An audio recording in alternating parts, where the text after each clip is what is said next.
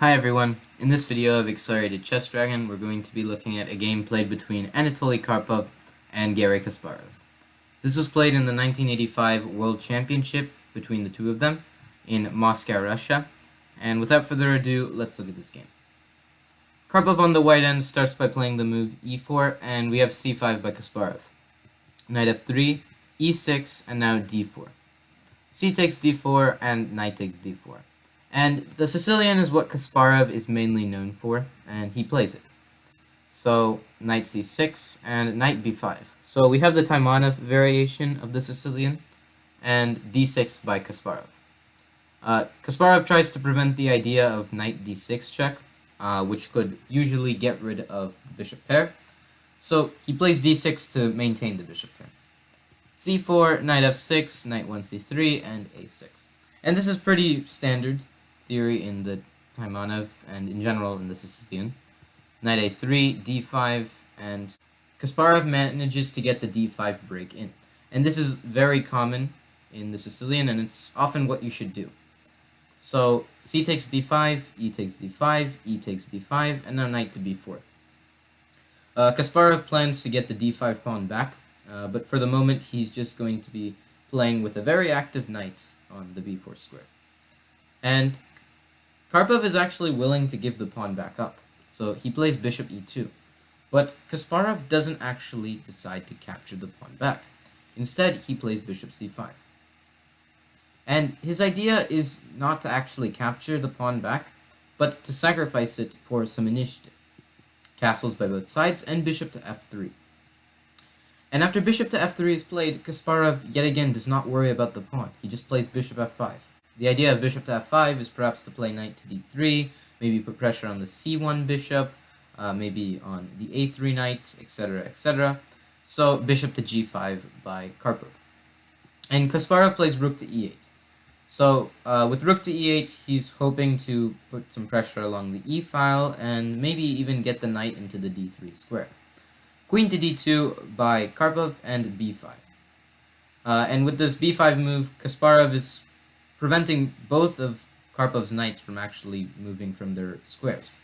a3 knight cannot go to c4 now, and the c3 knight cannot go to a4 now. So rook a d1, knight to d3, and now knight a to b1.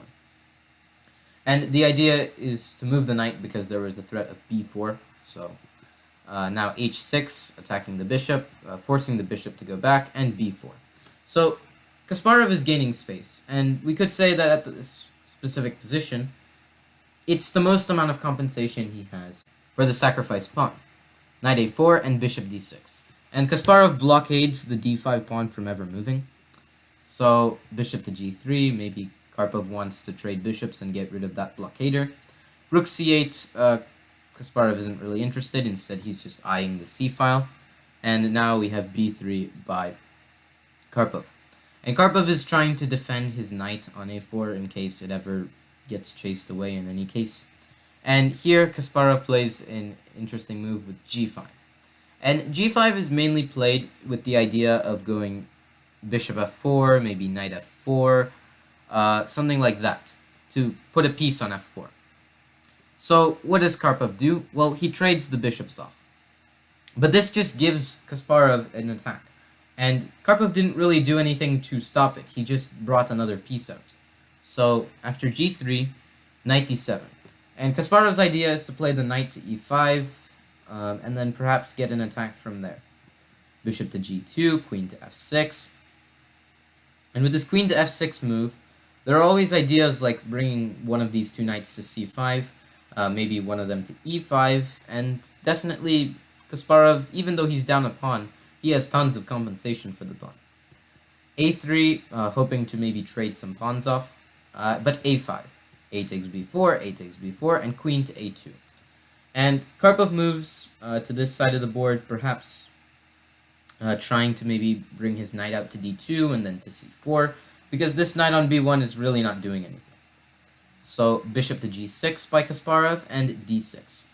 And with this d6 move, Karpov is probably trying to bait Kasparov into capturing the d6 pawn, just giving the pawn back up, but hoping to maybe get the queen on the d-file temporarily.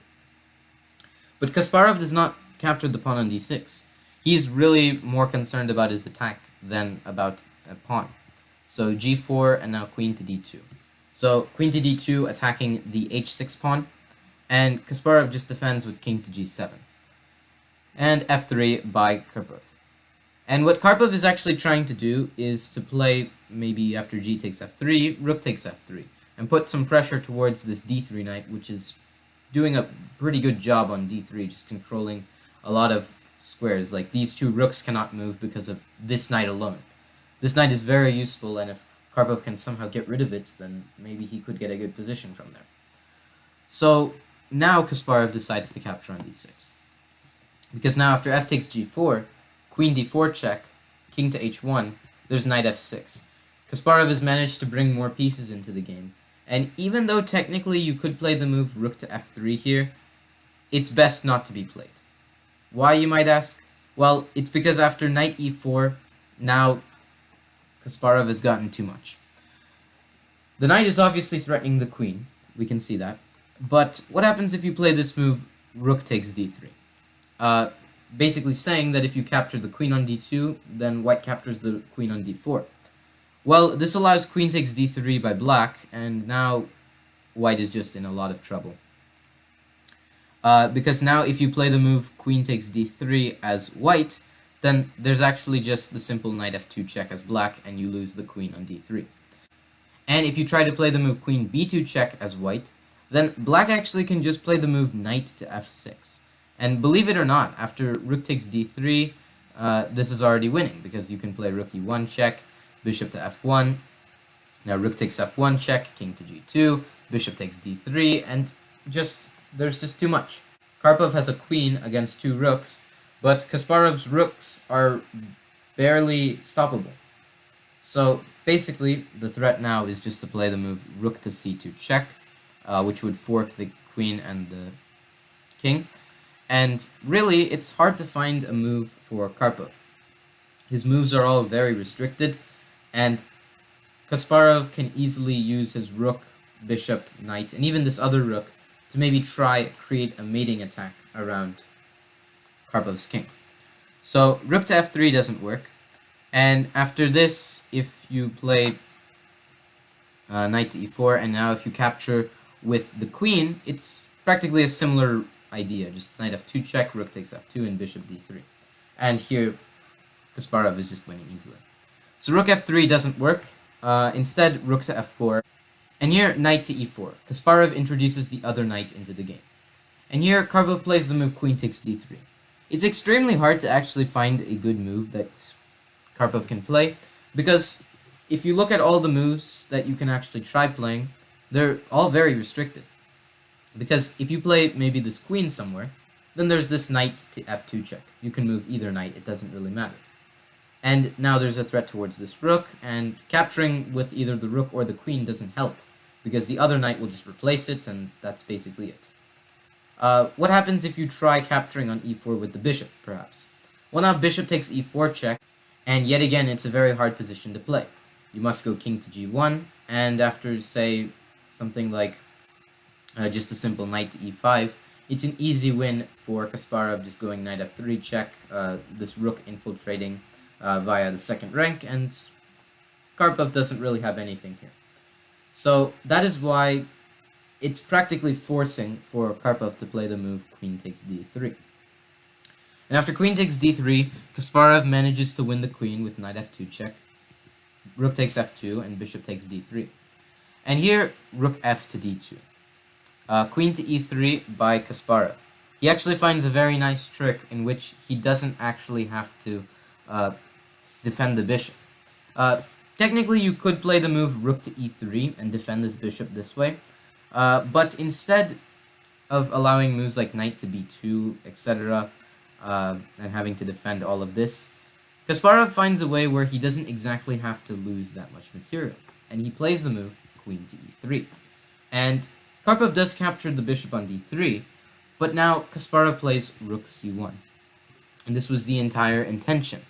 After rook c1, even though Kasparov has lost 3 pieces for the queen, now things are starting to look up for him. Because if you capture the queen on e3, then there's rook takes d1 check. The only real move is to play bishop to f1, but now just rook takes e3. There's a threat towards the f1 bishop, there's a threat towards the b1 knight, and Karpov really has nothing here. So what happens if, instead of capturing the queen, you captured the rook? Well, then it's just queen takes c1, and that's a mating net. Just after bishop f1 and queen takes f1 is mate. So knight to b2 was forced, and now queen to f2 by Kasparov. And Kasparov is threatening the move rook e1 check yet again. At this very moment, if you don't do anything and if you try to defend this knight with, say, knight to c4, then there's just rook to e1 check, and that's basically it. So Karpov is completely lost, and he in fact is just going to lose right away unless he gives up a ton of material. But now knight to d2 is played. Karpov tries to save the material, but this doesn't work. Rook takes d1 check, knight takes d1, and here Kasparov easily just wins by playing the move rook to e1 check. Queen to e1 check doesn't exactly have the same effect, because now you can actually just defend material with knight to f1. And after this move was played, Karpov resigned the game. There's no way to defend, because if you block with the knight or the bishop, it doesn't matter which way you block, just rook captures f1. Knight must capture the rook, and queen takes f1. And it's the same thing if you play knight f1. So after this rook e1 check move was played, Karpov resigned the game in a very brilliant victory to Garry Kasparov. So I hope you all enjoyed the video, and if you have any suggestions or feedback for me, please let me know in the comments section, and stay tuned for more chess.